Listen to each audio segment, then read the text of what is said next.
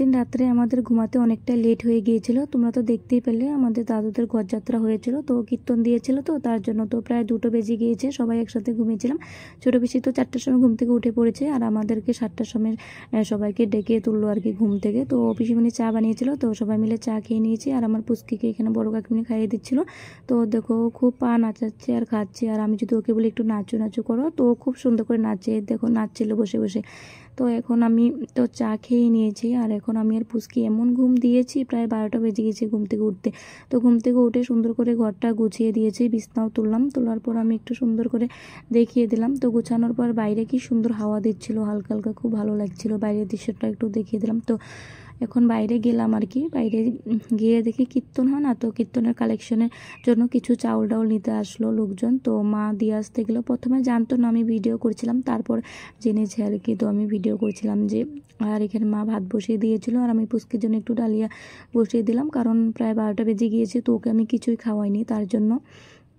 তো মা এখানে রান্না করছিল, আর আমি একটু দাদুদের বাড়িতে ঘুরতে গেলাম। আর দুটো মানে একসাথেই তো ঘর আর কি, বেশি দূর নয়, সামনাসামনি। তো পিসিমণি দুটো খুব কাম করছিল, কাপড় চাপড় ধুয়ে দিয়েছিল। আর অনুষ্ঠান হলে তো মানে ঘর দুয়ার খুবই লেত্রা হয়, তাই সবাই মিলে সাফা করছিল। আর আমি পুচকিকে বনুদের কুলে দিয়ে আসলাম। তো আসার পরে কাকিমণিদের সাথে একটু গল্প করলাম।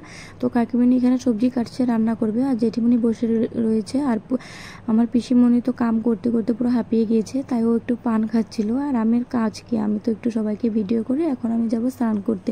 তো স্নানটা করে নিয়েছি। স্নান করার পর আমি এখন ভাত খেয়ে নেব। আর আমি ঘুমানোর জন্য ভাত খেতে পাইনি, সবাই খেয়ে নিয়েছিল মানে সকালের খাবার। তো আমি তো ঘুমিয়েছিলাম। তো ঘুম থেকে উঠে এখন ভাত খাবো। তো মা দিয়ে দিল ভাত, পটল ভাজি, ডাল, কাঁচা কলা আলু দিয়ে মাছ সবজি বানিয়েছিল। তো ভাত খেয়ে নিয়েছি। আর বোনও নিয়ে আসলো কিছু কুরকুরি আর বিস্কিট। তো পিসিরা চা খাবে। তো আমার মানে কাকুর নতুন ঘরে দেখো, পুরানো ঘর থেকে সব কিছু মানে নতুন ঘরে নিয়ে আসলো। তো জানালা দরজা কিছুই লাগাইনি, এখন মানে আজকে লাগাবে আর কি। আর জানো তো কি হয়েছে, ঠাম্মির শরীরটা তো বেশি ভালো নেই, তোমরা জানোই।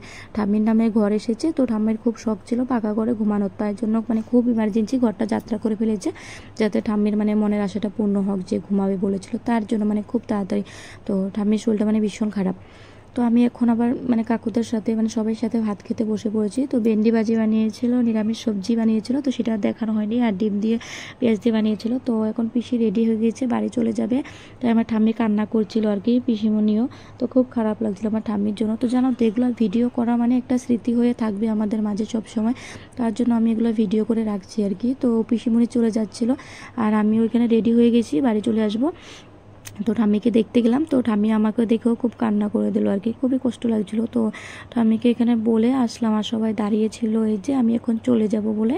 তো সবাই দেখতে এসেছিল আমার ঠাম্মিকে। তো আমি এই যে পুচকি আর আমি চলে আসলাম। তো কাকু দিয়ে আসলো আর কি টেম্পোতে।